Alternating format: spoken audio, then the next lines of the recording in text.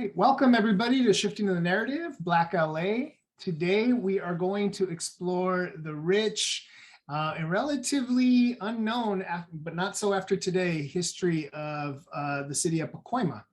And we're going to be joined later by a grassroots historian from Pacoima named Crystal Jackson, and we'll talk more about the great work that she does as we approach her talk.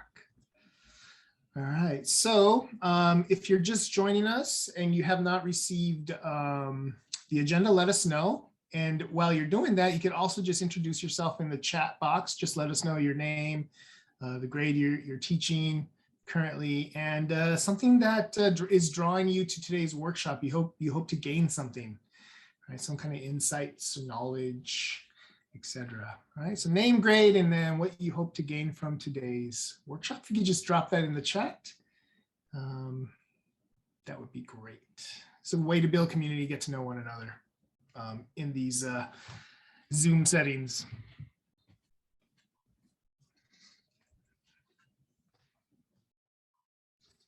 And we always want to start off with a land grant acknowledgement, a land acknowledgement. And so just, we want to acknowledge that the UCLA History Geography Project, and also where we are, we being myself, Amparo and Cindy and Mark, we're all on Tongva land here. And as such, we acknowledge that the Tongva Gabrielino people are the traditional caretakers of the unceded land that was originally known as Tovangar.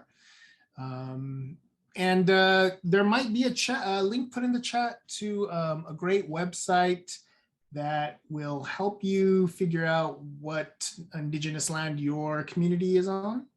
And it's a Canadian website, but it's a really great website that uses like GPS and some cool mapping technology to figure that out.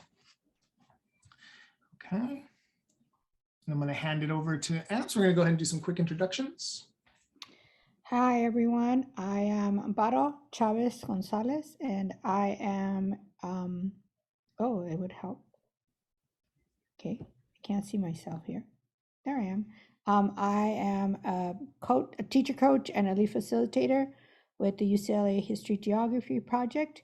I have had the pleasure, and sometimes not so pleasurable, honor of being a 3rd through 12th grade teacher. And so I'm excited to be here with all of you and to learn from Crystal today. Thanks, Ams. And my name's Danny. I'm the director of the UCLA History Geography Project, also a former teacher. It's 1 year, 6th grade, and then a lot of high school in Boyle Heights at Roosevelt High School, and then in Pico Rivera at El Rancho High School. And I was primarily a US and world history teacher, although I did teach government one time, and I really enjoyed that. All right, so I'm going to pass it on. Cindy, whoops, hold on, Cindy, hold that thought. There you go.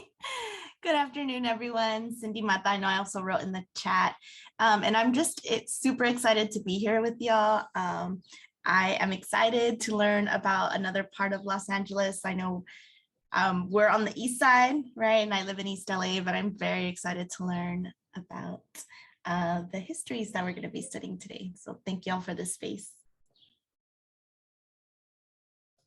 And then just, my name is Mark, and I'm the program coordinator for the project. So just if you need any support during the workshop, let me know. But I'm also from the Valley, so this means a lot that we're doing this. Yeah, and that's our team. And yeah, Mark is from the San Fernando Valley, and this is a project that's was actually an idea of his a few years ago, of wanting to explore some of these local histories. And so we're happy that we're doing so, and we're just happy that you all are joining us for this talk today. A little bit about who we are. We are located at UCLA Center X, which is in the School of Education and Information Studies. We're also connected to the California History Social Science Project. So if you're not clear on what that is, it's a statewide organization whose job it is to support history and now ethnic studies teachers in California.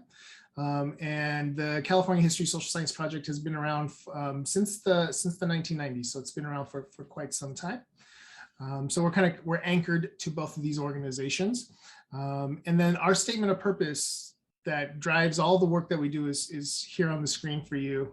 Collaboration in empowering students is really important. It drives the work that we do. And also just helping students to see the relevancy of history is also vital to any history teacher, and especially to the work that we do. And that's why we are really always excited when we're doing local history projects, because we believe that's a really great way to get students engaged in learning about the past.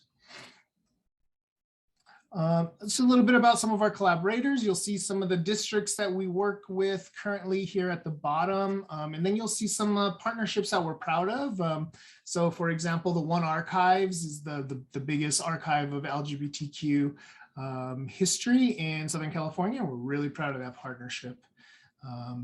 So we do a lot of work with districts to redesign courses and develop lessons, and we do pedagogy support and curriculum writing. Sometimes we bring a historian down to a district to give a talk, and then we'll do programs that are open to the public, and that's with our partners like the Homestead Museum and La Plaza. Right, and if you want to learn more about the work that we do, I'll talk about that in a minute. I do want to say first that the work that we're doing today and for the rest of this series is funded by the elementary and secondary school emergency relief funds that the state of California has provided to different organizations, including our own.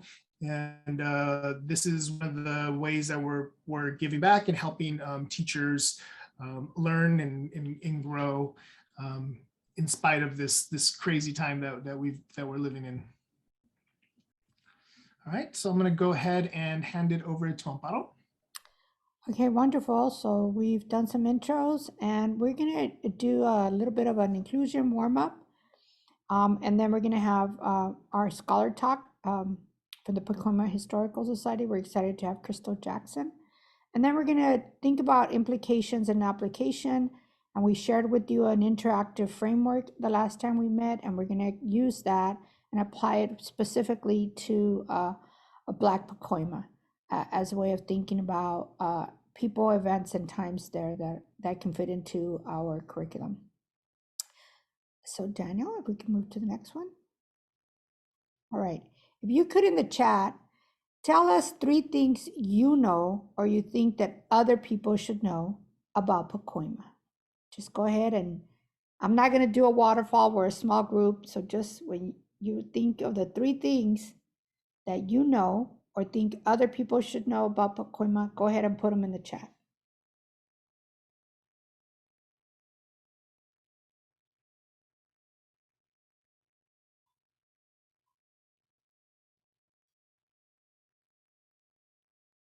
Ah, I don't know about Pacoima. Thank you, Kelly. I love that you're always like, Huaraches Veloz. Oh yeah, I tried Huaraches Veloz. It was good. It was good. Me neither. All right, wonderful. Thank you, Julie. Appreciate it. I know usually people think, right? Richie Valens is one person from Pacoima that people usually know if they're a little bit into music, right? I know a little bit. It's a multiracial community. There's the Achuchas, there's Mural Mile. Thank you. Yes. Okay. And Stylesville Barbershop. I love it. Oh, wonderful. Yeah, Kelly. That's why we love you, because you're like all about the learning, right? I didn't know a lot of LA history growing up in LA. It isn't until I became a teacher and came back to LA that I began my journey. And Daniel knows a lot of people about Pacoima because his mother-in-law lives there. Right? Wonderful. Yeah, I'll be showing off. Yes, we do. Once in a while. You know, being a nerd has to pay off, right? Like having to sit here and research all the time, it's got to pay off. For some of us, who are writing dissertations that might pay off more. We hope, Julia, right? We hope. So wonderful. Thank you so much, everyone. Thank you for participating. We're excited because today we're all going to be doing a lot of learning and finding out about Pacoima and its rich history. And with that, Daniel's going to introduce, oh, wait, I'm going to do guiding questions. See, Daniel and I are a little off today. It's been one of those days. It's been one of those days. So our guiding questions are going to be the same ones that we had last time, right? It's how do we think about shifting the way that we approach our curriculum by telling those local stories for young people to feel connected, but also to see their hope and resiliency in their own communities. And then how do we uplift these voices? Those of you who work primarily with middle schoolers or high schoolers, there's some good connections there to a lot of the material that we're going to be doing today. And I don't remember, I think we have maybe one person with elementary. Those stories are also applicable for those younger students. So without much ado, Daniel. Thank you, Amparo. Yeah, so we're honored and excited for our next speaker. And again, this is a 3-part series, right? So today, Crystal Jackson is going to talk about this amazing local history, and we're going to connect this talk to the framework that LeGarrette King presented in our first workshop. But before we get into that, let's introduce you all to Crystal Jackson. So she is an author and a filmmaker and a historian. And her unique stories about American history have just exploded on the Los Angeles scene. In 2019, she released a critically acclaimed history book entitled The Entrance, Pacoima Story. In our next slide, we'll have a link and an image for that book. It's a 600-page book. It traced the 1,500-year history of this area, which is among one of the oldest cities in Los Angeles. As a filmmaker, Crystal has written several motion picture screenplays and directed the award-winning film Pacoima Stories. Link coming for that.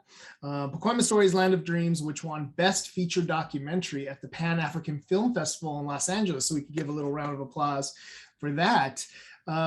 Crystal's a hometown native of Pacoima, California.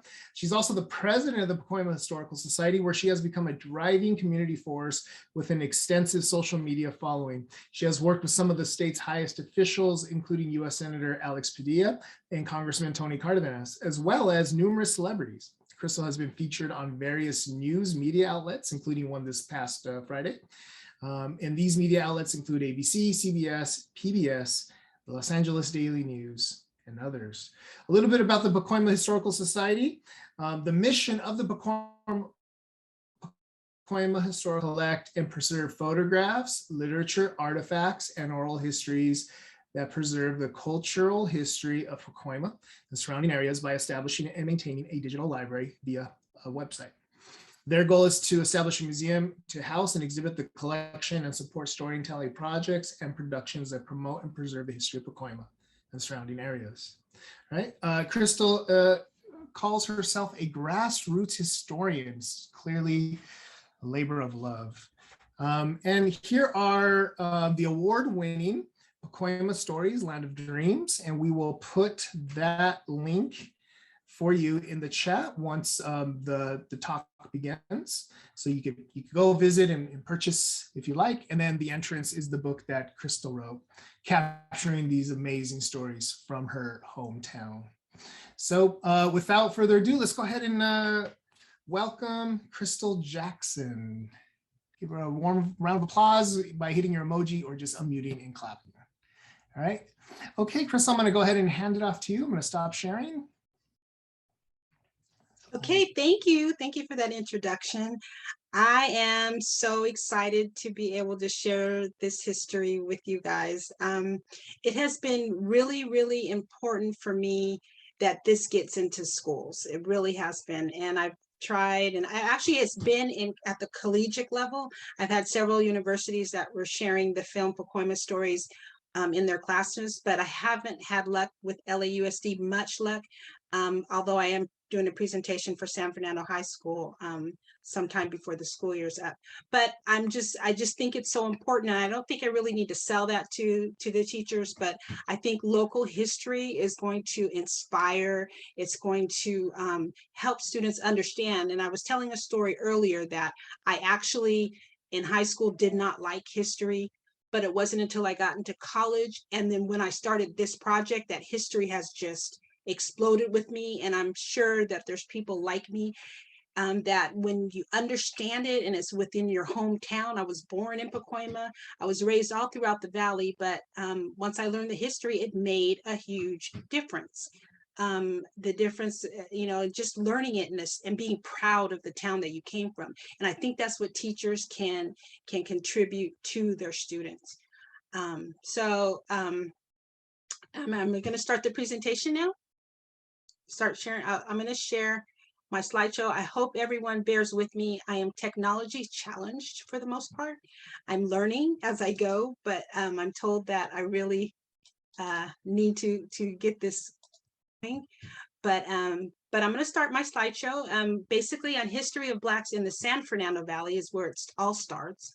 And as a grassroots historian, what that means is basically I've talked to people. There is no documented history to pull up, and whatever is out there has been misrepresented. There are books about the San Fernando Valley. There are very few, if any, about Pacoima. But those books do not include people of color. You would not know. And I had Tony Cardenas, the congressman, say when somebody handed him a book, the first thing he noticed is where's the brown and Black people? And we know that they existed. But, you know, and as we were introduced, I did Pacoima Stories, Land of Dreams, the entrance Pacoima story, and then I did another novel called Not Colored. And my resources for getting the history was another challenge. Most of them came from oral interviews.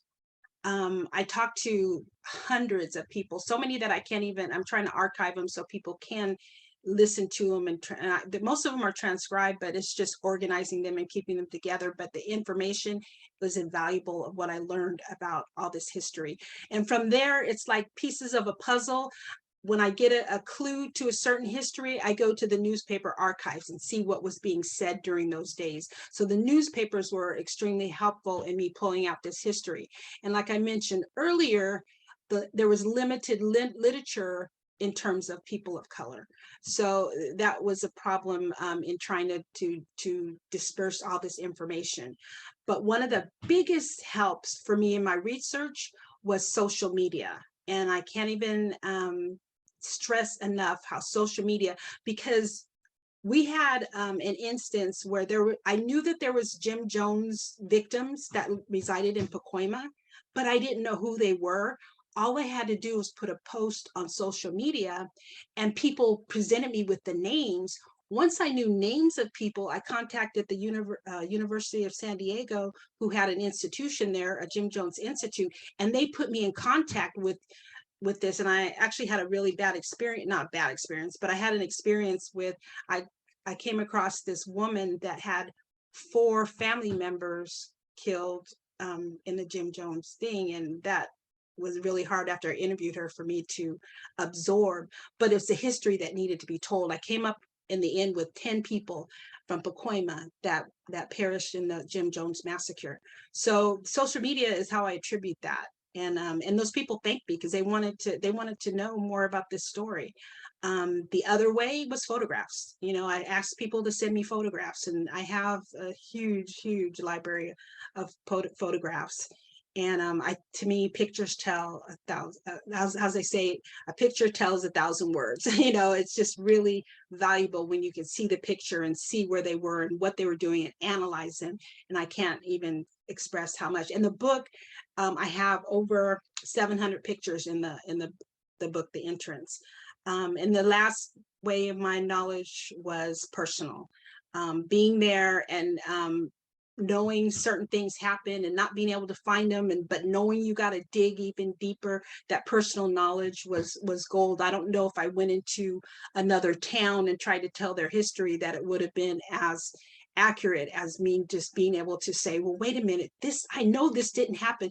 There's an instance with the housing projects where when I looked up the research to see when they were developed, it said they were developed in 1940 to house Lockheed workers. And so I assumed it was right. I didn't know any better with the internet. And I actually did my very first slideshow and I used that information because that's what I saw. Well, the truth was I had somebody say, no, it was 1955. They weren't in the 40s. And when I really went to the housing authorities, I saw plain as day that, you know, it started in 1955. It was actually a Black man, a reverend, who actually petitioned the city of Los Angeles to build those housing projects there. So the stories, you know, really helps to have somebody that knows a little bit, because the information out there is definitely not always accurate.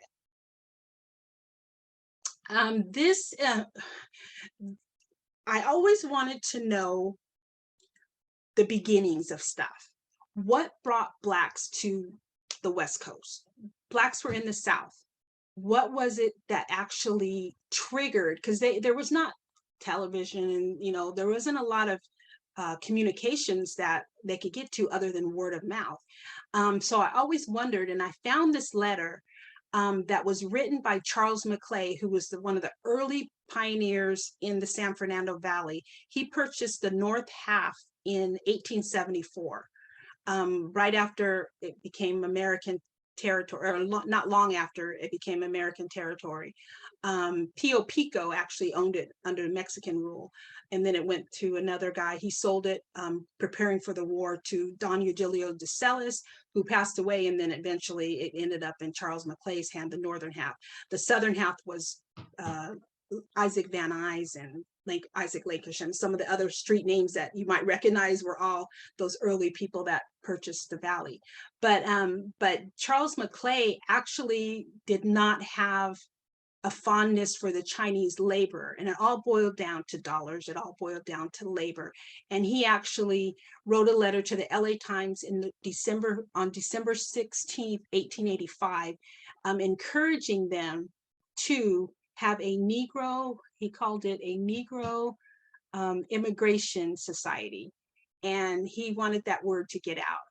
And I think AMP is going to be able, she typed it up, she's going to be able to give you a copy of that letter, or you'll be able to have access to an actual copy of what you probably can't read on this screen when you go into your own chat. But that's where it started. It started with them actually trying to, and Charles Mcclay wasn't the only one that actually attempted to get Blacks to move to the West Coast.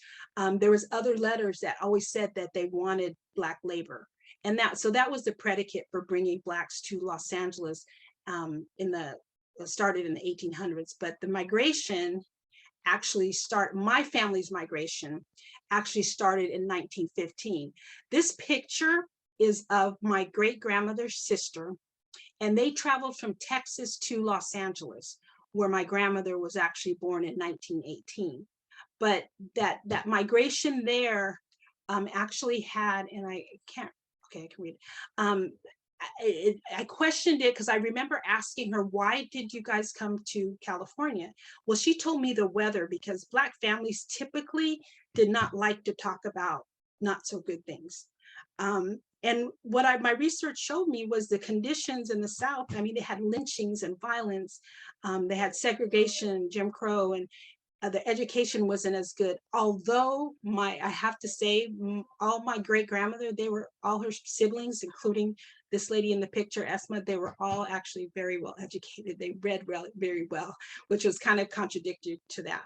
But they had limited job opportunities. There was police issues and housing issues.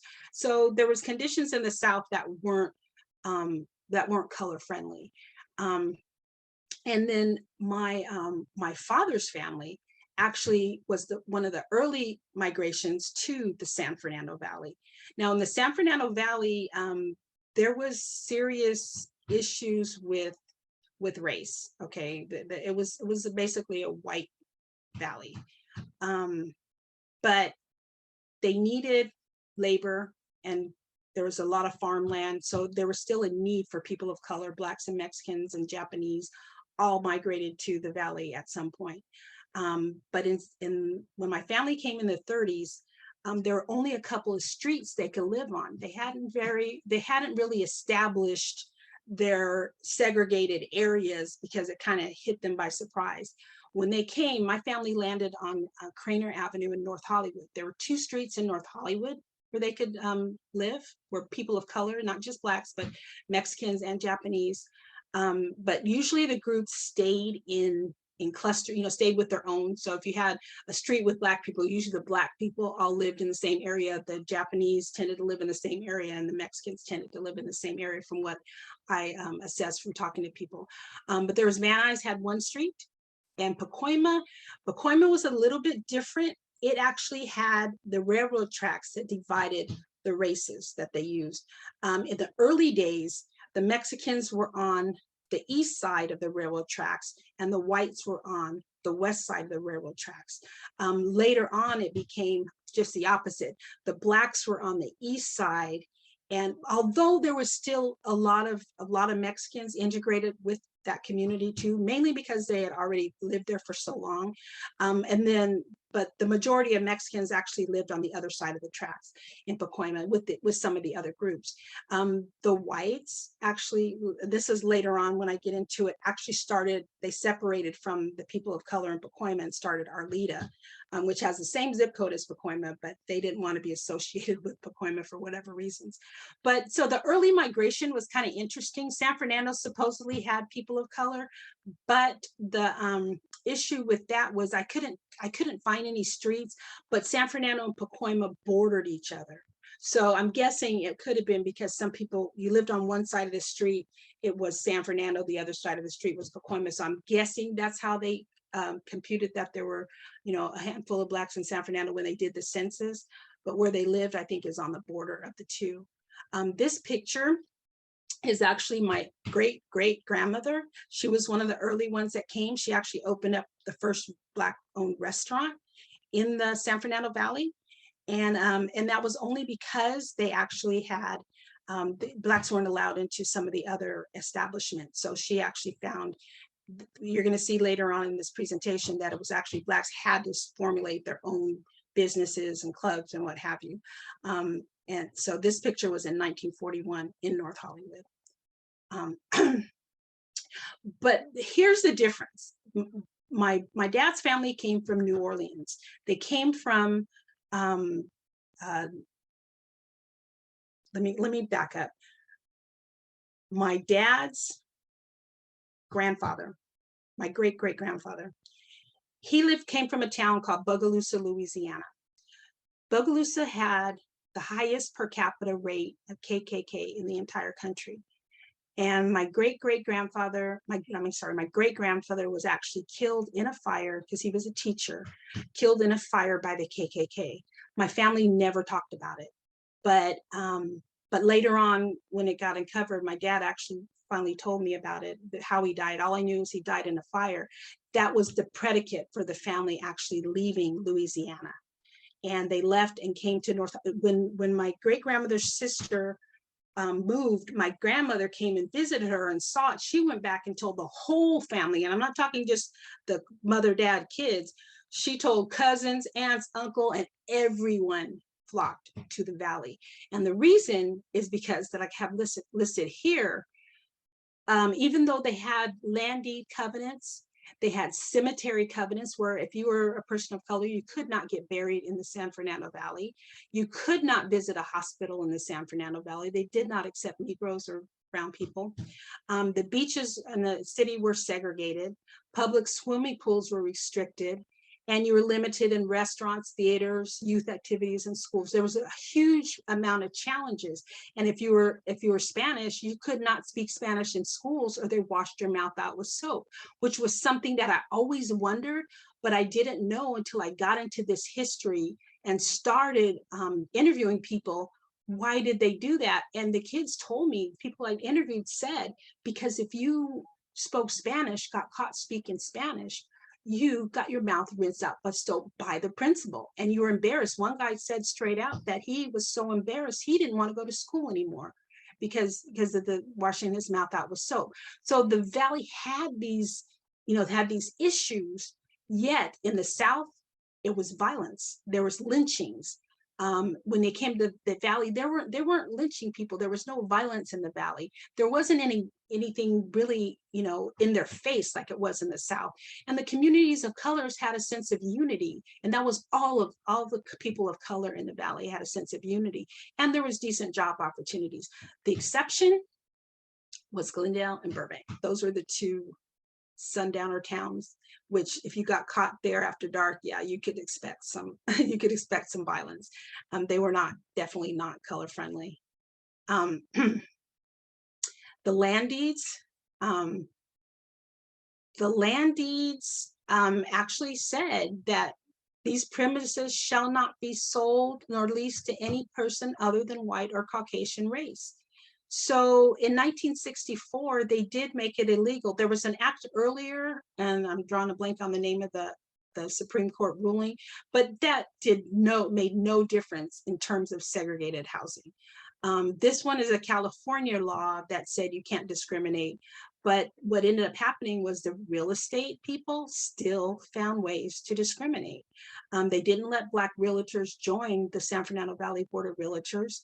Homes in white areas were not shown to people of color, and home savings and loans would deny loans if they're in a protected area. So they still had their way of protecting protecting their covenants and keeping the communities the color that they wanted to have. But what happened too was in North Hollywood in 1930, we actually had the first African-American to be proud of, and that was Andy Johnson. And he was the first Black to attend North Hollywood High School.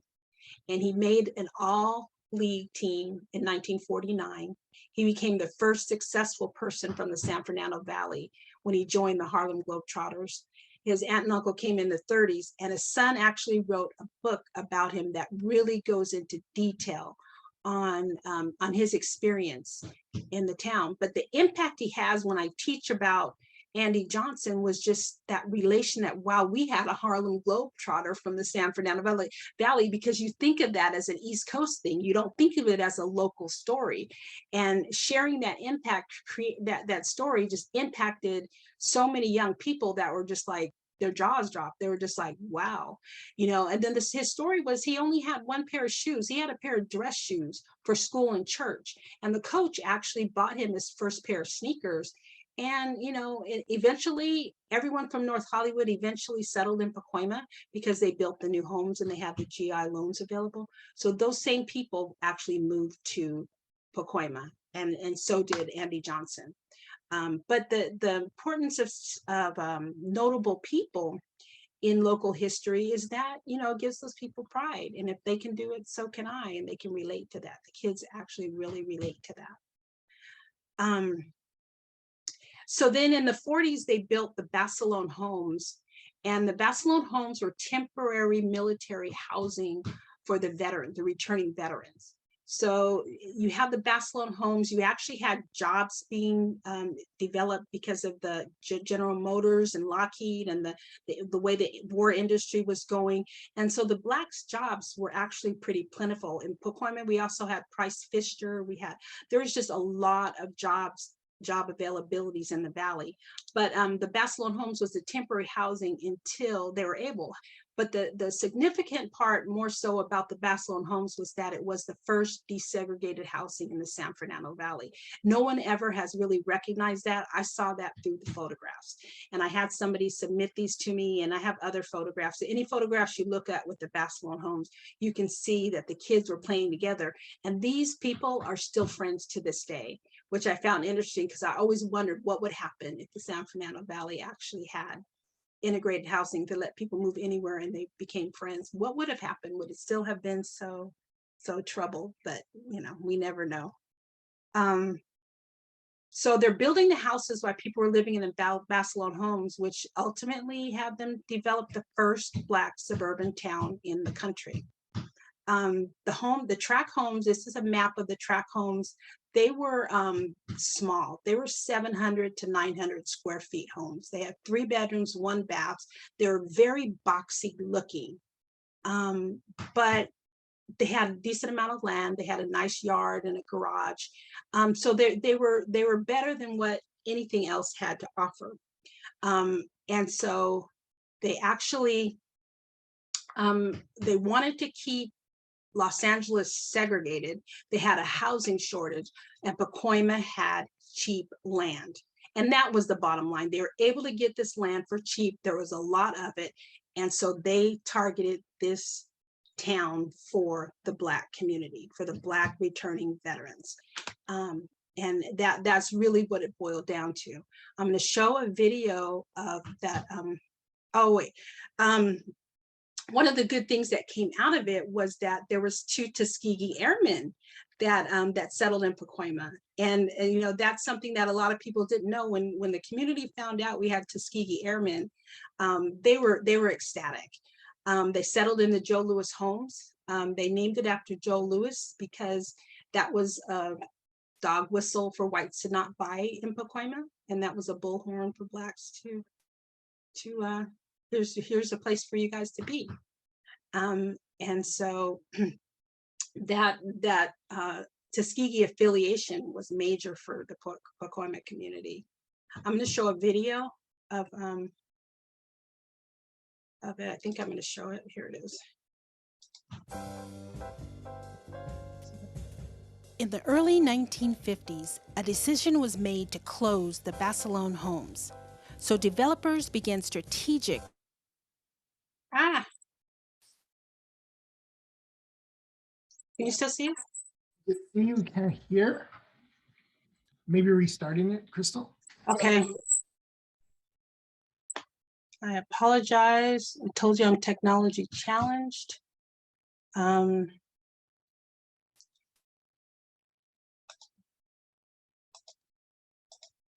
knew this was going to happen at some point. Can you guys see the black screen? That we see right now? Yeah.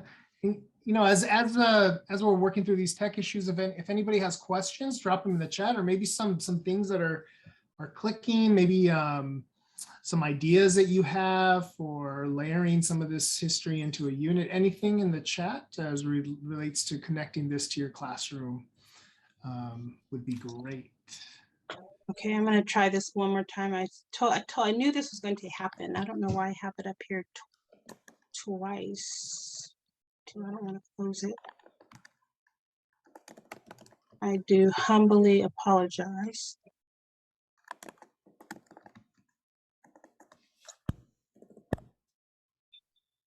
Okay, we leave it alone. I was trying to get that stream from In the the top. early 1950s, a decision was made to close the Basilone Homes. So developers began strategic real estate planning. They decided to lure African Americans into Pacoima by naming a newly designed housing tract after Joe Louis, who was a popular Black world heavyweight champion boxer. He was highly recognizable by both the white and Black community. Newspapers displayed the appearance that Joe Louis obtained zoning permits and had an active role in this property. However, his family claims the former boxer had no real estate ventures.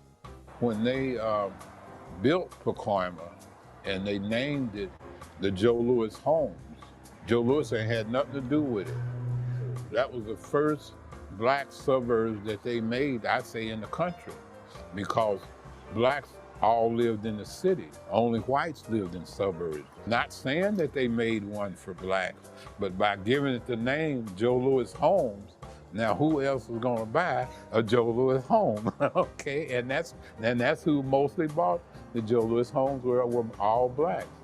The first houses that they built out here was for military personnel, ex-military personnel. It was because there was a GI Bill, was a big deal then. And they wanted all the GIs to have a home then.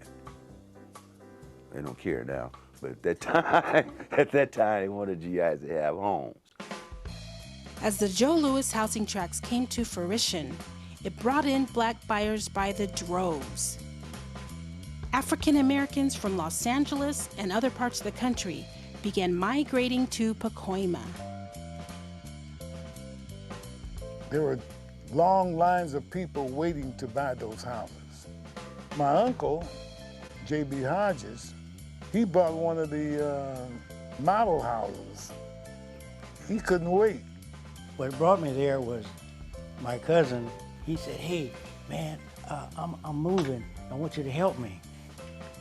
No freeways at that time, so we had to come up all the way up San Fernando Road. And then we turned up Van Nuys Boulevard, and there was a big sign up there. It says, Joe Louis Homes. I said, "Man, why'd you tell me?" He said, "If I'd have told you, you'd have got the one before me." And I said, well, he said, I said, "How much these houses cost?" He said, $5,000.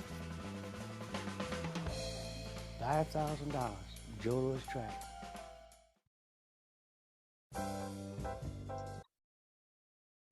So what happened after these people moved into the Joe Louis homes was nothing short of amazing to me.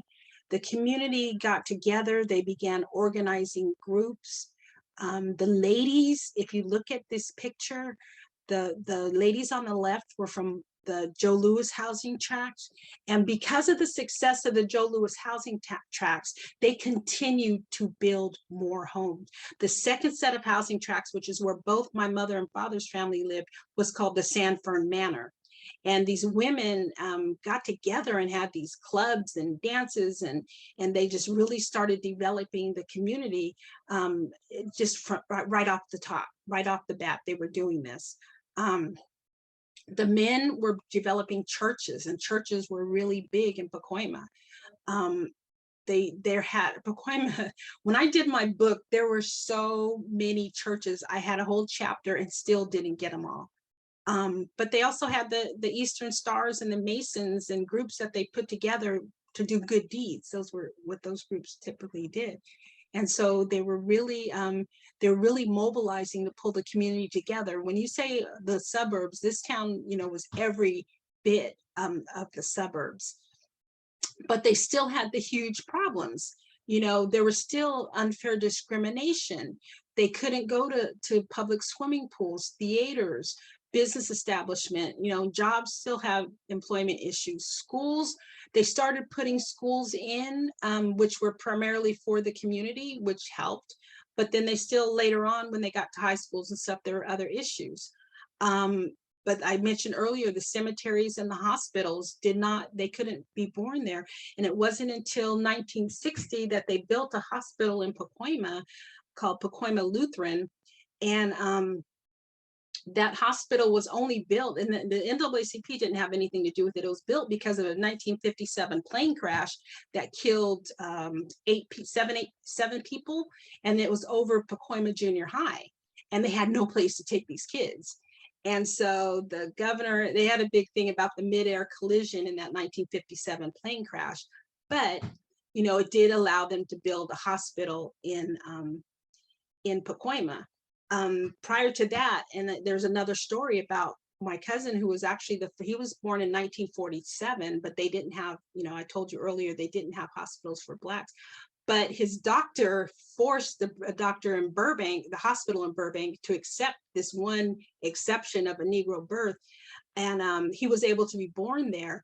But his sister, who was born 2 years later, she was born in Los Angeles, who also didn't accept this particular hospital accept Negro births. And they put Ethiopian on her birth certificate because they were not permitted to put Negro. And to this day, her birth certificate says she's Ethiopian. Why they didn't put American is beyond, well, it's not really beyond me, but it's just amazing that that's what the hospital did, because they were so against having Negro births. And then slowly towards the 70s, you started seeing a vast amount of police brutality and activism about that. And the NAACP definitely had to step in on a lot of that. And that story is really a major part of Pacoima's history, because once that started happening, we had people from all over the country literally calling Pacoima NAACP President Jose de Sosa, asking him, what's your opinion on X, Y, or Z that happened in the Black community? It was a central focus of the country for a period of time during the 70s and 80s, which I found that part fascinating too, because the activism was really phenomenal in that community during that time.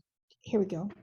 Hopefully this time my link will work. And we're going to ask you to take a look at this article This article in the chat for you is an article from 1994. It talks about Pacoima and the community and a little bit of the history. And we're wondering if you can read that article and think about how the article is connecting, conflicting, aligning, reaffirming, arguing against so far the presentation that Crystal has been sharing with us. And what kind of images and ideas does it share um, about the community of Pacoima? So it's a little bit long. We're going to give you about 7-8 minutes to read the article, and then so I'll go back to my 80s vibe that I'm having. And when you hear the music stop, you know it's time to return, and then we'll take a look at this as well. Okay.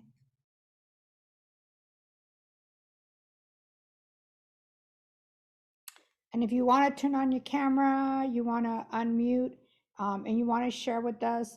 So how does this article, gelling with what we've heard from Crystal and what we know about the community, and also think about what year it's being written, right? It was written in 1994. What is this bringing up in terms of how we think of Pacoima and how Pacoima is still thought of today and how it was back then? Well, sometimes, and I see in the chat, Cindy saying the community is so strong. But sometimes like I was just thinking about the context in which the article was written from the LA Times. And, I appreciate that there's voices from the community there, but, there's somebody writing that, right? Like a journalist writing it, and it sort of goes along the sort of line of the dangerous LA inner city kind of narrative that was happening in the 90s. It's really different story that we're hearing from the video clip. It's much different, right? It's a stark contrast in how the community is presented to the public and how people in the community see what their community and experiences are like.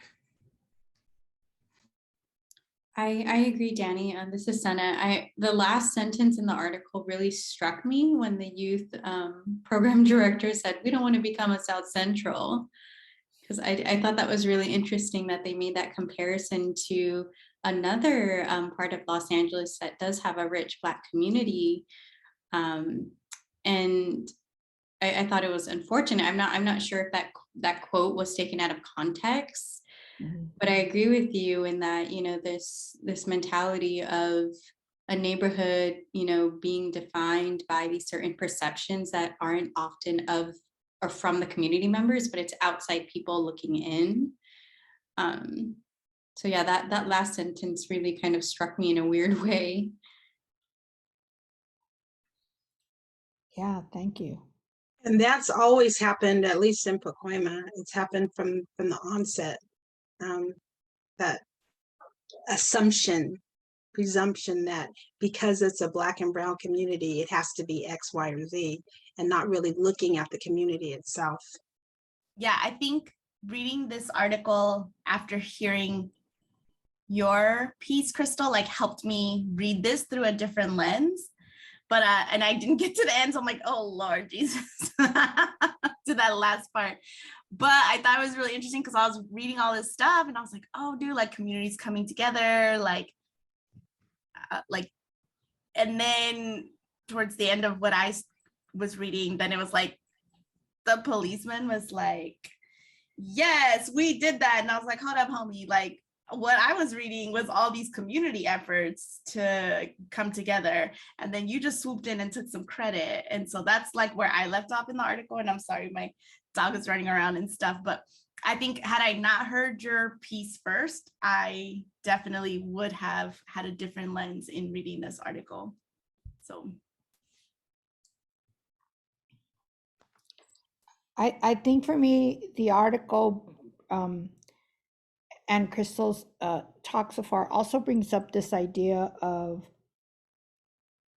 the Black and the Mexican community, the Black and the Latino communities have always sort of had these parallel sharing of spaces, right?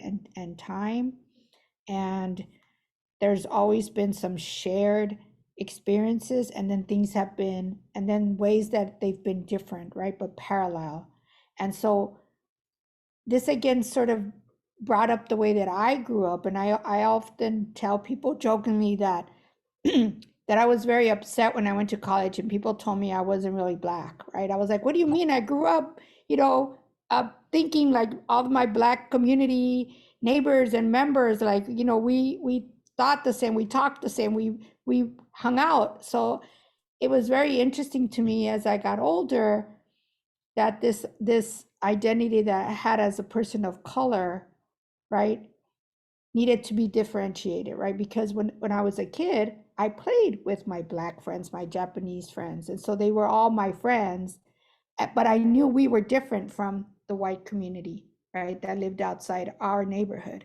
And so it was interesting to me that as I grew older, I was like, oh, there was a differentiation. Okay, well, we were too young. We didn't know. We just played with one another and hung out with one another growing up.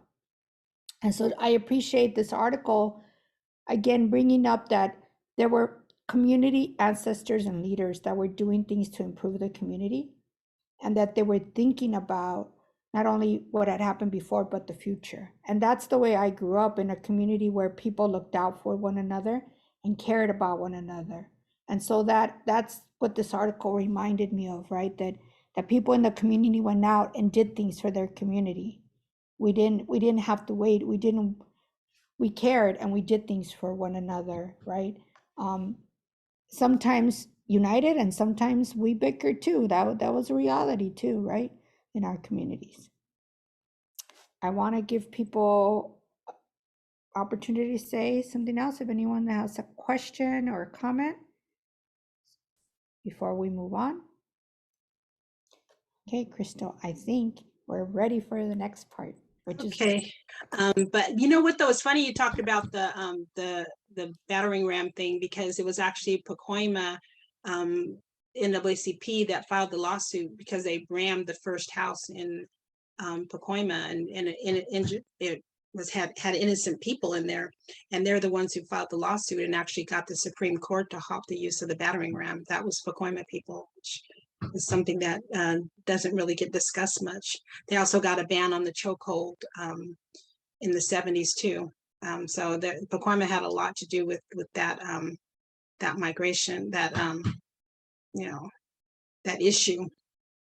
So when the community came in, though, they it was just really impressive how they got together, like we talked about before, and how they have what methods they use to overcome the issues that face the community.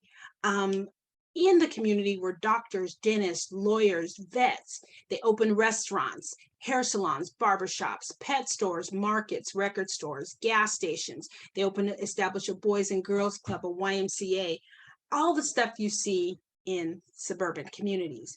But then the challenges also came with, with what the kids were going to do, because by the 60s, the kids were getting older and they wanted to play in baseball. But you had a San Fernando League that actually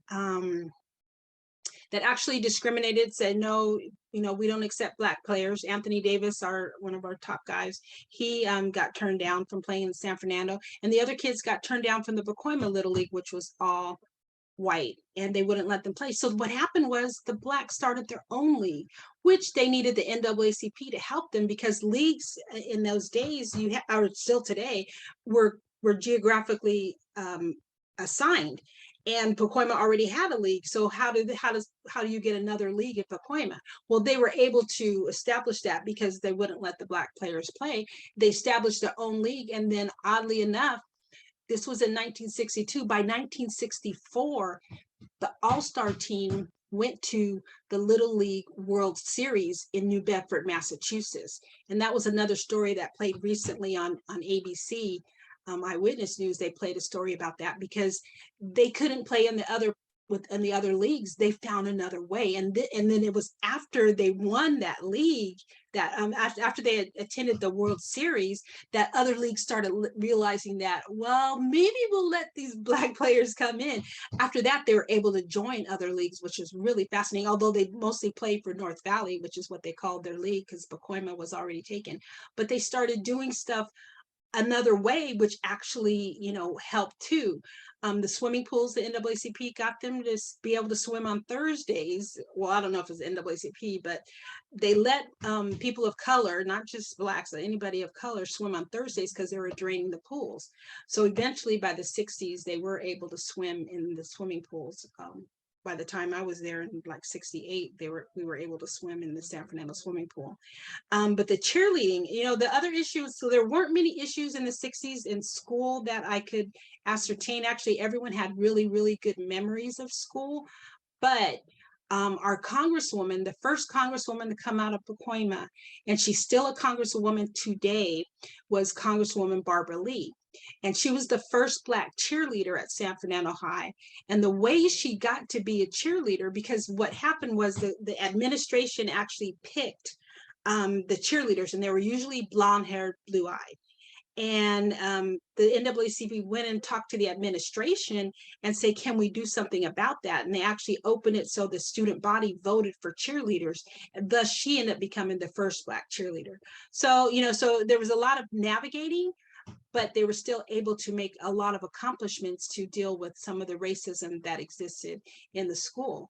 And with the businesses, I have a picture here of Stylesville, which is still in existence today. It's been there for 75 years or so. Like I said earlier, they opened businesses. We had Herbs Market, which was a local market that people went to and patronized. And then this other picture on the right was, and it's hard to see with our mind screen with the pictures on the side, but that was Van Nuys Boulevard in 1949 when they had opened Lee's restaurant, my great grandmother's restaurant. And that was my grandmother standing in front of the restaurant there on the side. But they started opening all these businesses and really thriving as a community. I'm going to play another video. I think, here we go. And let me know if you have sound. Do you have sound? The 60s brought more waves of African Americans as well as Mexicans. With a promising job market available for people of color, Pacoima was the place to be. With more people of color came a unique togetherness in the community and at the schools.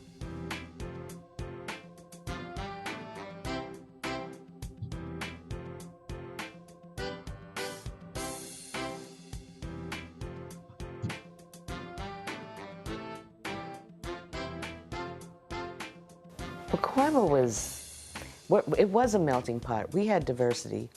We had Caucasians, we had Mexicans, we had African Americans, but we blended. And everybody knew everybody. All the neighbors knew the neighbors' kids. And we had a good time as a community. People that lived in Pacoima had far more per capita income than other areas because we had doctors, lawyers, school teachers, principals. So we were all upward and mobile, and most everybody took pride in their homes. I found that going to San Fernando High School, I mean, because we had this infusion of different people and cultures, and we got along, it was just really an exciting time, I thought. With Little League Baseball, Pop Warner football, and parental involvement in the PTA, extracurricular activities thrived in this community. Everybody was interested in their children and in the schools, the PTAs and Boy Scouting, and Girl Scouts. They were all interested in those. So the 60s actually presented another era, but it was also the civil rights times. There was a lot of accomplishments, like I said, with the cheerleading on a lower level. But what happened was Pacoima students that were pretty much segregated in their own town and went to all Black and brown schools and rarely left to experience any type of racism that was existent outside of the town. What they found when they went to college was a whole new ballgame. When they started attending it was Valley State College, San Fernando Valley State College, they actually found, the racism that everyone knew pretty much existed all along.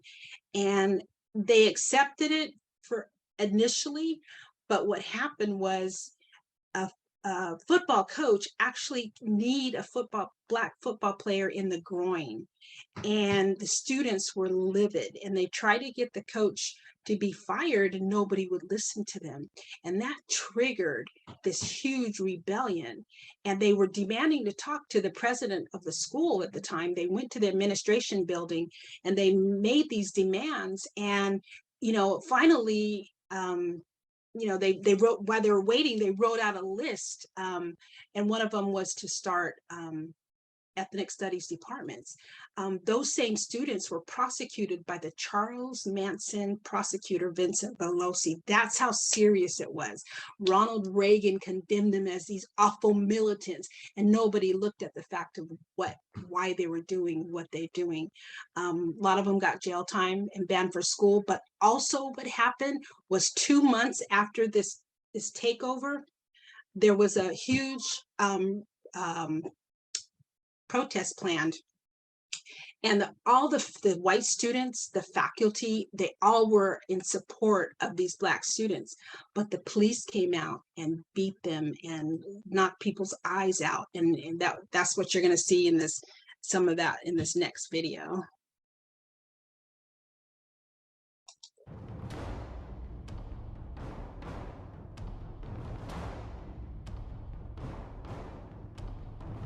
With the 60s also came the civil rights movement. While Pacoima was pioneering integration among the races, the rest of the San Fernando Valley continued to practice discriminatory acts, not only in housing, but education, which led to conflict at San Fernando Valley College, currently known as Cal State Northridge.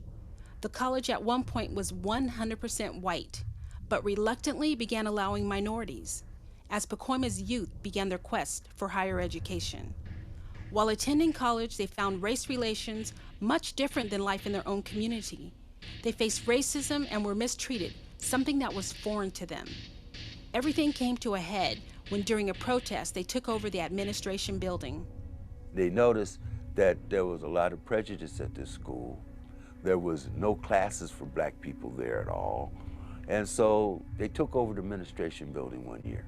And they said, we're closing this down until we talk to somebody. We need to make some changes here at this school. And they had the building locked up for quite a few hours.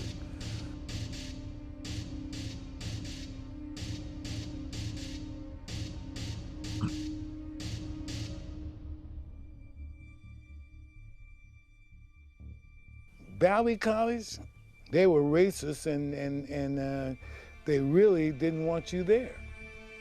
But it was the same basic struggle that Pacoima was having in terms of racism and them not wanting to keep us in our place, keep us in Pacoima and not come outside of Pacoima to do anything. And a lot of people, and I knew some, a lot of people got damaged because of that Northridge thing. A lot of African Americans, their whole lives was ruined because of their response there at Cal State Northridge. A lot of them were banned from school for life. They weren't able to go to any colleges in California ever again. Why? Because that's the way they wanted to do it. I don't know how many people were banned from going back to school, but it allowed me to start school. So some good things did come of it. They started a Pan-African Studies department. And during that time, they also started Pan-African Studies at UCLA, Cal State Berkeley. They also started the Chicano Studies.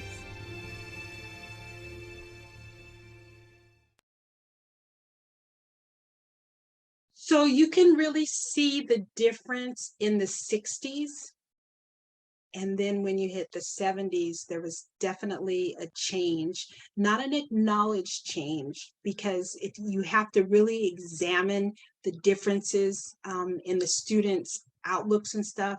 But in the 60s, they seemed to get, everyone talked about getting a good education. They were trying to go to college. They were doing some very positive things. The challenges were addressed. And, you know, as you saw, people said they actually had a good time.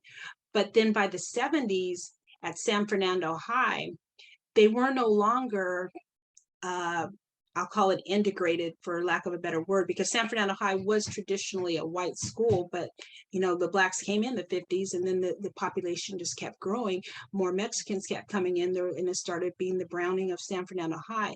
By the 70s, it was considered a minority school. Then you saw a huge difference in the education once that happened. Their class choices, they were discouraged from taking other classes. And so I have some people talking about that.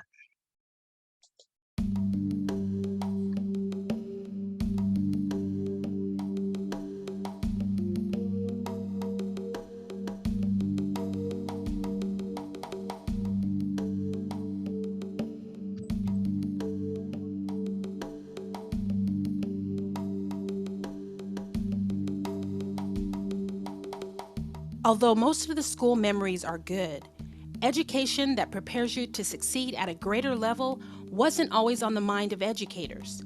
There were many instances where higher goals were discouraged. This teaching and counseling mentality was not uncommon in minority communities. You know, and dealing with secondary education and not getting proper education, I think it was a little harder back then to really, you know, you had teachers telling you, oh, you don't need to study that because I don't think that's what you want to be. When I got to San Fernando High School, I told my counselor in the 10th grade, that's when we started high school back then, I told him that, that I wanted to go to college and be an engineer. And she looked at me and smiled and said, you know what, Tony, you're probably good with your hands. You'd make a fine mechanic. And she tried to put me in wood shop, metal shop, auto shop. And I was very fortunate that I had older brothers and sisters that already went to college. And so I knew that I had to get, back then they called it the A through F requirements, just to be eligible to be accepted to universities.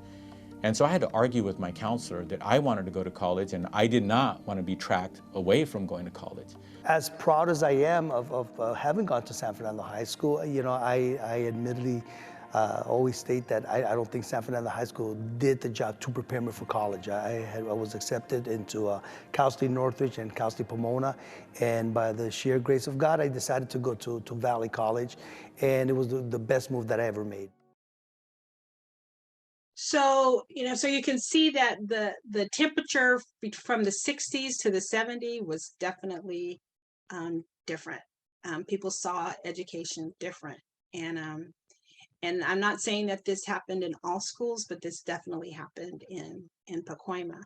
But despite that, there were still massive successes. There was a lot of successful people that overcame those challenges and went on to be on the national level.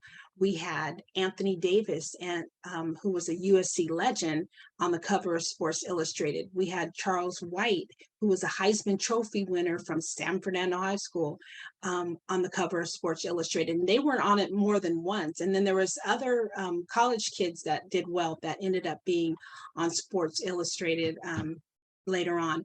I spoke earlier about Congresswoman Barbara Lee. You know, she first Black cheerleader, went on to be in the Congress for now over 20 years. We had, going way back, Stymie Beard, who was in our gang, the Little Rascals. He was a big influence on some of the kids at the park when he was there. We had, and you guys probably never heard of him, but the 70s, William Marshall, who was Blackula, was a big deal living in the town, and he let the kids go swim in his pool, and they saw another side of things, you know, with these kind of people in the community. We had musicians. There was Andre Crouch, who actually bridged the gap between contemporary music and gospel music. His father opened a church in Pacoima in the 50s, and it's still there today. And him and his sister actually are pastors as well. But he had multiple Grammys, and they credit him, if you look him up, he's credited with bridging that gap, which is a big deal.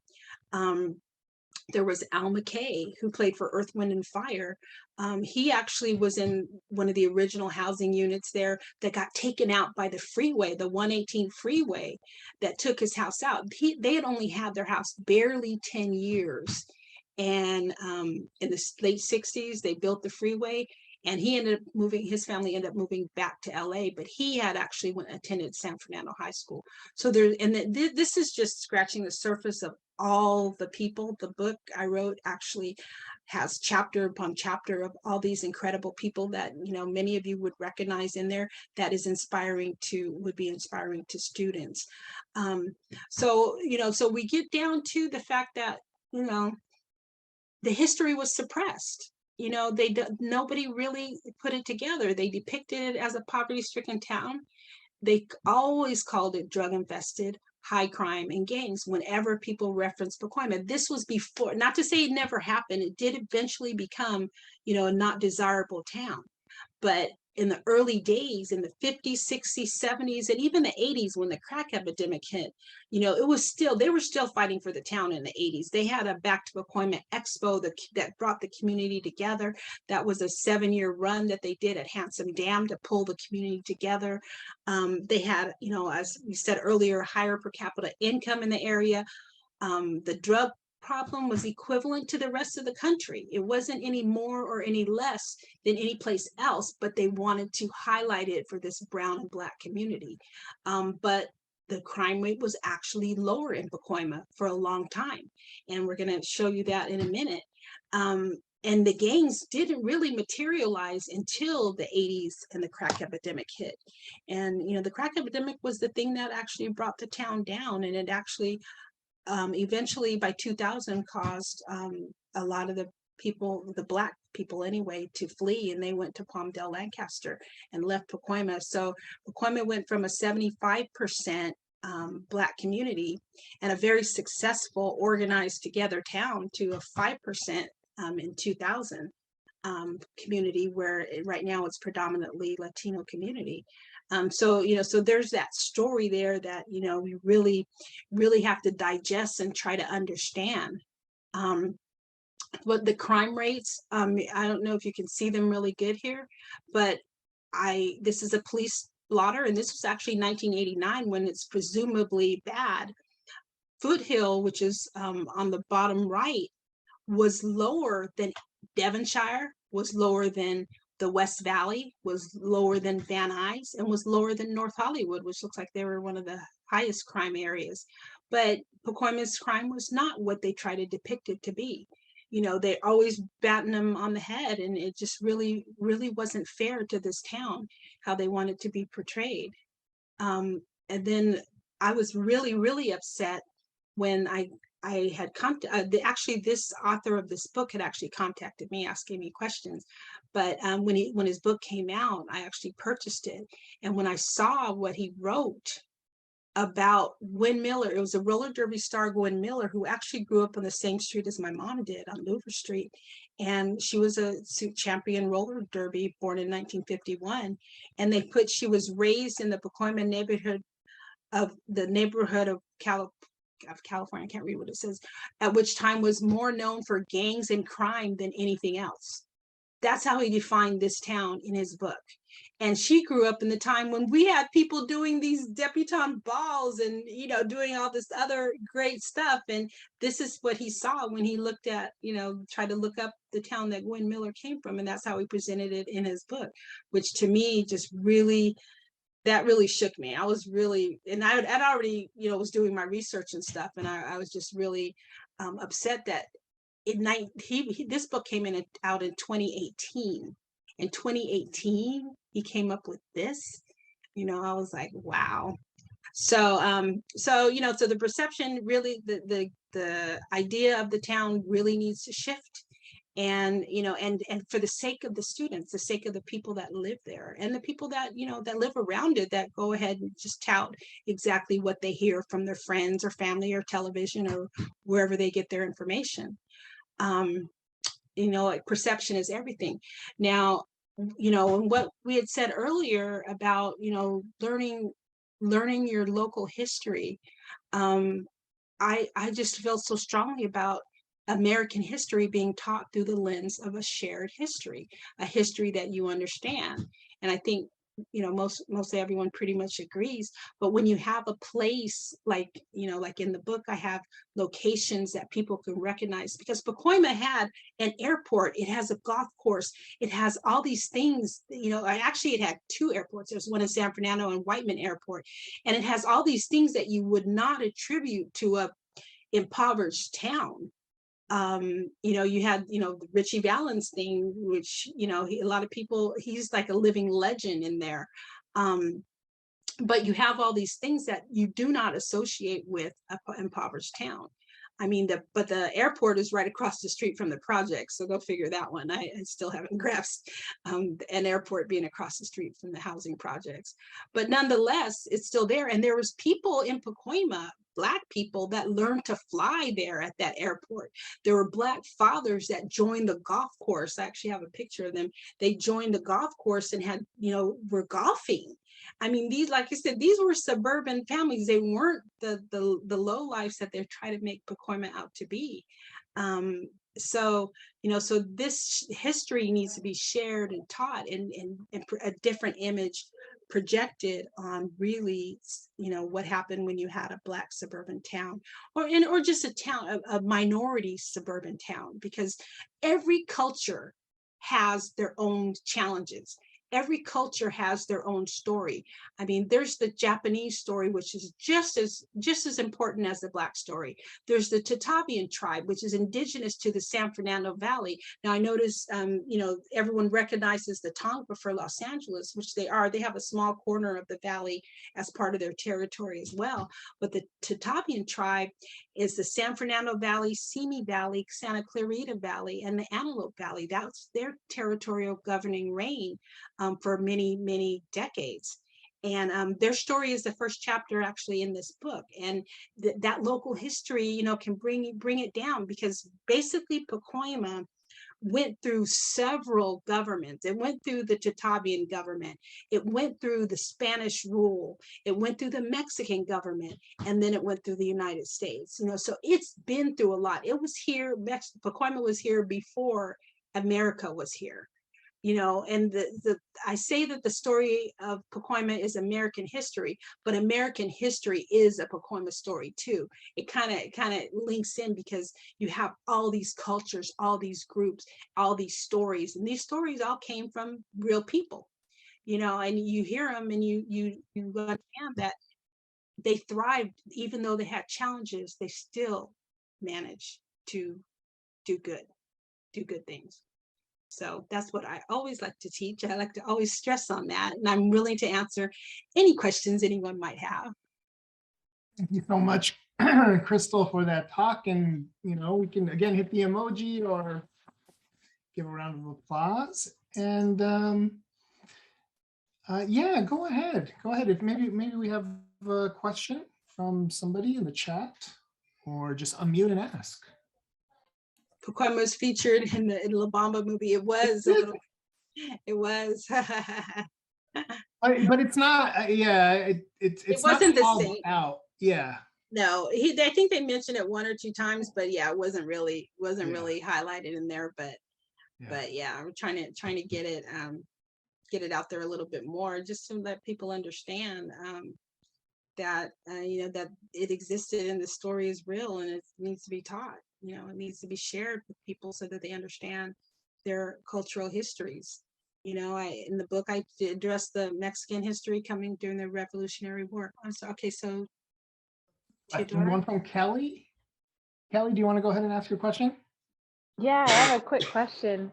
First, I really, really appreciate this. And just as you were talking, something that I was curious about, and I felt like, I wanted to center was What made you, want to study history?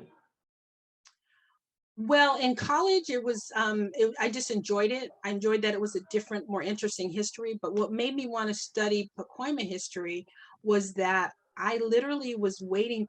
Everyone knew that was from Pacoima knew that there was a history there. There was a story there. And I literally waited and waited for somebody to actually start telling it, and initially started with just the Black history, but it wasn't happening. And then my kids graduated from high school and went to college.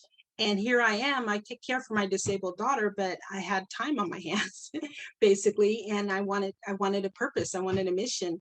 And once, excuse me, once I started digging into it, I did a slideshow, and then I saw paper. Everyone wanted to see, the story. So I put together the film, and which is what I really wanted to do at the time, but I couldn't stop.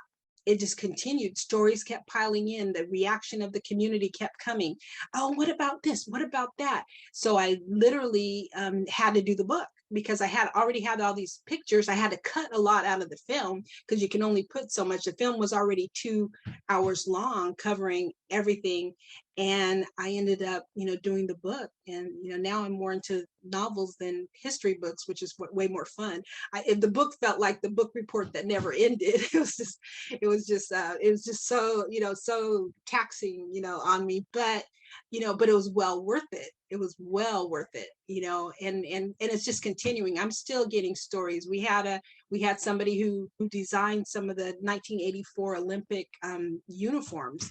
He was a fashion designer from San Fernando High, and he sent me pictures of his bobsled uniforms that he had for those games. And I'm like, that's major. That's not, that's not your local PTA story. That's a pretty big story to have somebody designing, uniforms for the 1984 Olympics. So the stories just keep coming in. They don't end, and I even came across that 65 Little League story that was aired a couple weeks ago on ABC, where they went to the World Series. And I found out that when I was doing the Pacoima stories, just because someone just mentioned his brother was on the team, and and I just zeroed in on that. Really? Wow. And I came across, so many, I can't even name. There was a junior high drama department that was performing in front of the United Nations. There's like some major stories that I'm like, nobody talks, nobody knew it until you talk to somebody, or I didn't know it until I talked to the teacher and she shared it with me. And I was talking to her about something completely different. So it's just been like a tumbleweed, or a snowball that just keeps growing and growing. And so I'm sticking with it. Teodora? Hi, everyone. I'm Teodora Reyes. I'm a Pacoima resident. Super excited to hear about everything. I joined late and just want to say thank you, Crystal Jackson. From what I did heard, I learned a lot, and just the comment that you said on the power of storytelling and the history of never being really able to find the history of Pacoima in one place. I experienced that in person, and as of recently, I was able to get your book, The Entrance, and I started reading that your book, and growing up and moving through the valley, I just want to thank you for cultivating that history for Pacoima, for the Pacoima residents. I've been able to learn about Black history of Pacoima and the power and the importance of storytelling. I am a Latina, and I never really got to learn about more than what the Latino perspective was in Pacoima. And through your book, I'm really learning about our indigenous communities, our Black history, as well as highlighting the Japanese history of Pacoima that like you brought up. And yeah, it's so true. And thank you so much. It's just really empowering and empower in both words, empowering and powering. So truly thank you, and so excited to get to learn from you. And I just wanted to say that to you in person, not in person yet, but virtually. Yeah. Thank you so much. Thank you so much. It means a lot to me to hear that that history has sunk it in with people, that they understand it, that they enjoy it, that that it's really made a difference to know your local history, and I'm finding that across the board, which is why I hope hope that it does get taught somehow, some kind of way, in some maybe small fashion in the public schools. That's what we're gonna transition to next. Yeah, I've actually like been showing I work with some younger folks, and I've been sharing your book with them, and they were like, wow, like we never even knew this existed. Like, how did we not know? And they should have it at every school in Pacoima. Like every school needs to know about the Pacoima history, and your book's a perfect example. So yes to that. I agree. Anybody have any more questions? Well, what we wanted to do was for us to think about how this might come into the classroom. And Dilara, maybe you can help us to think about ways that we can share this some more with young people and with teachers, because that's definitely some of the work that we are thinking and that we want to do. And this is why we brought Crystal to join us, right? So we wanted to do it in collaboration rooms, but we're not. So what we're going to show you is going to be a template that shows Black Pacoima history. And we're going to ask you to think about where this fits, just to explore the different articles. We took a little bit of what Crystal shared with us, and then we found articles that connect to it. So Daniel, if you could share the other one. There we go. And so we have Pacoima history by different grade levels, but people don't need to worry about the standards and any of that because we don't have a lot of time. This is just for us to get into that history. And what you'll notice is that for each one of them, they're hyperlinked. So Daniel, if you could click on Miracle Mile.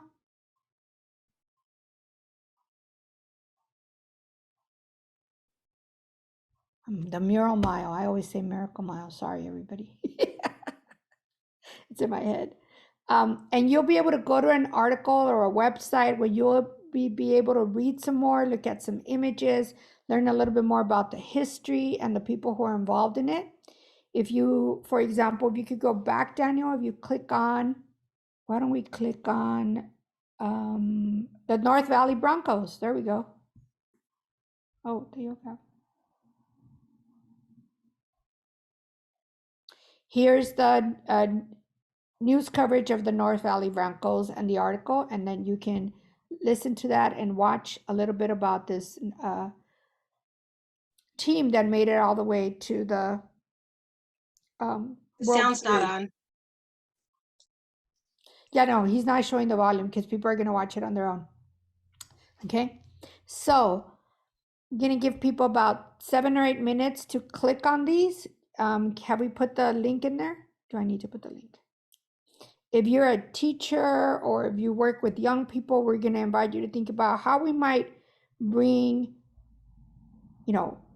Crystal's talk, Crystal's book, and these kind of resources into the classroom and into working with young people, right? So that more kids are exposed to this really important information.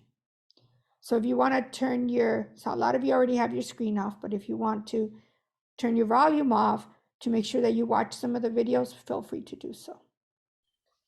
And I'm losing my voice, so I'm going to stop talking. Yeah. We'll give you some time to play with these for about 7 or 8 minutes, and then we'll come back and we'll wrap it up.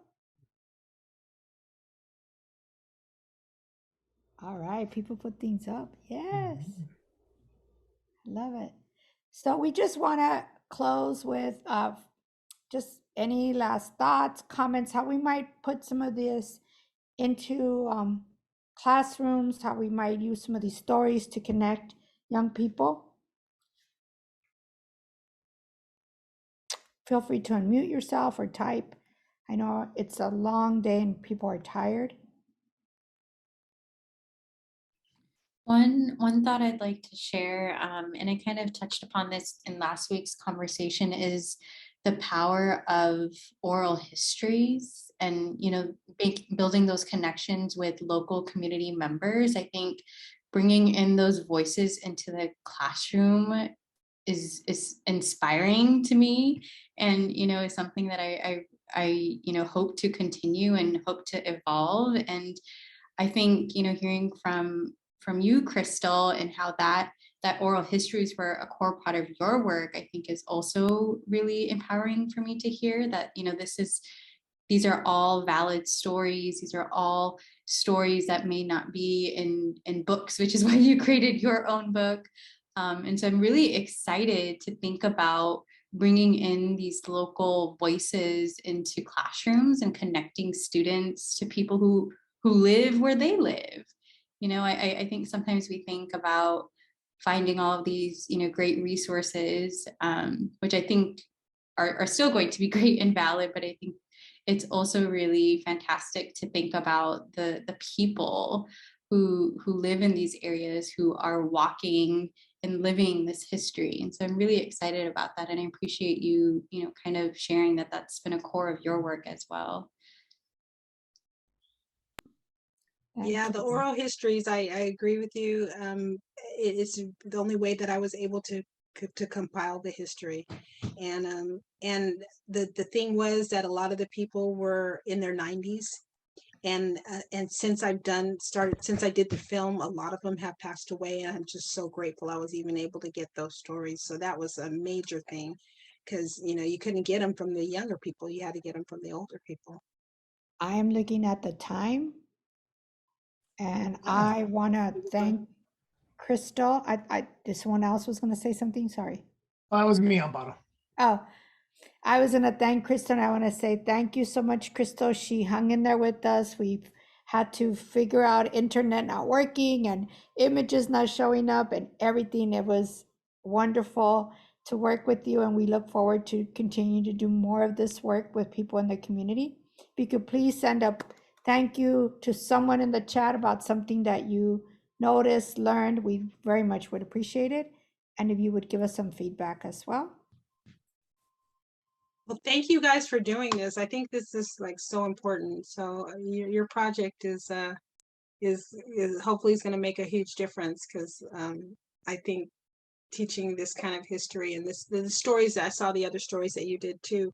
I think it's important, especially the one I saw with the boarding schools. That's that's a little bit of that's in my book, but I didn't learn about that till I did my first interview with the Tatami and tribal leader.